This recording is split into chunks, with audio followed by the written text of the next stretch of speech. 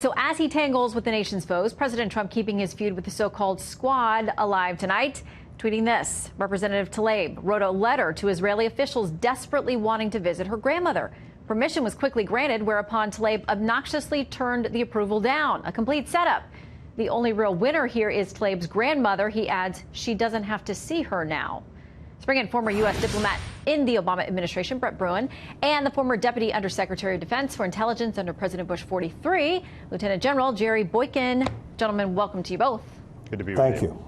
Okay, so let's talk about what happened. This is part of the letter that she wrote, Congresswoman Tlaib, to the Israeli Interior Minister. I would like to request admittance to Israel to visit my relatives and specifically my grandmother, who's in her 90s. This could be my last opportunity to see her.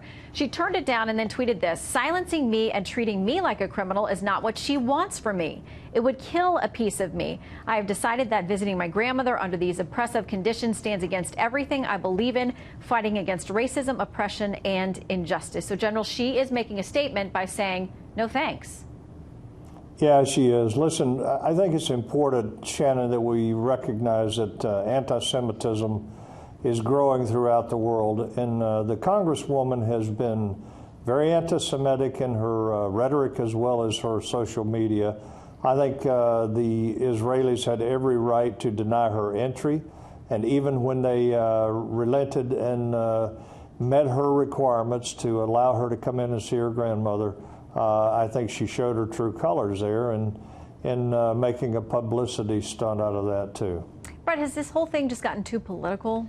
Well, I will say that the first casualty of this crisis is clearly credibility. Credibility, I agree with the general, for Congresswoman Tlaib, someone who on the one hand makes a personal plea to the Israeli government, asks for a humanitarian exception and receives it, but then turns around and does a political grandstanding move. And I think that really defies credulity. But on the other hand, the Israeli reputation, their credibility for being strong on democracy has suffered as a result of this decision as well. So both sides are losing. Okay, let's turn to Afghanistan. We know this meeting today with Secretary Pompeo, a number of other Trump administration officials, as this thing is coming together. The release we had from the State Department said that they continue in close cooperation with the government of Afghanistan to work towards these goals of finding peace there. But there are plenty of skeptics tonight, among them Senator Lindsey Graham, the chair of the Senate Judiciary Committee, and a close friend of the president, but not afraid to, be in conflict with him on issues like this. He says to trust the Taliban to control al-Qaeda, ISIS-K, and other radical Islamist groups present in Afghanistan as a replacement for a U.S. counterterrorism force would be a bigger mistake than Obama's Iranian nuclear deal. Generally has to know that's going to get the president's attention. Yeah, look, Zal Khalilzad is a seasoned professional. He is a longtime diplomat. He was the American ambassador in Afghanistan, and if anybody can make any sense of all this and actually pull a deal together, it's probably Zal. He's very good at what he does. That said, I think it's also important to understand that nobody really speaks for the Taliban.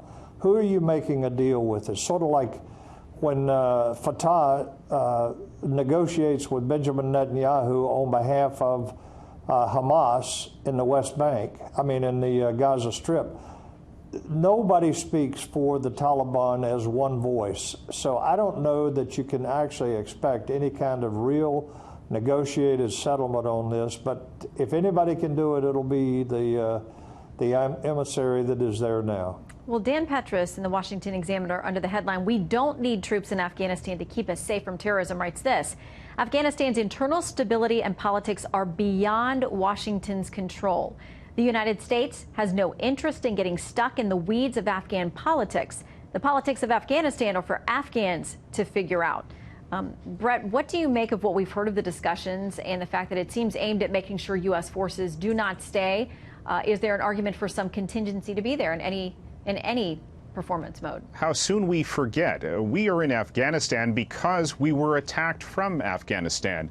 And there is a clear and a present danger still in Afghanistan to the United States, to our allies. we need to stay, and if we leave, we need to get a good deal. Unfortunately, it seems like President Trump is in a rush to get a good talking point for his 2020 campaign. I think that's what we're seeing play out right now in Kabul. Unfortunately, he has also undermined Khalilzad when it comes to his negotiating position, because he has been too anxious, both publicly as well as privately, to get this deal. Well, it is something he campaigned on, getting us out of a number of foreign incursions, so we'll see where this goes. Brett Bruen and General Boykin, thank you both.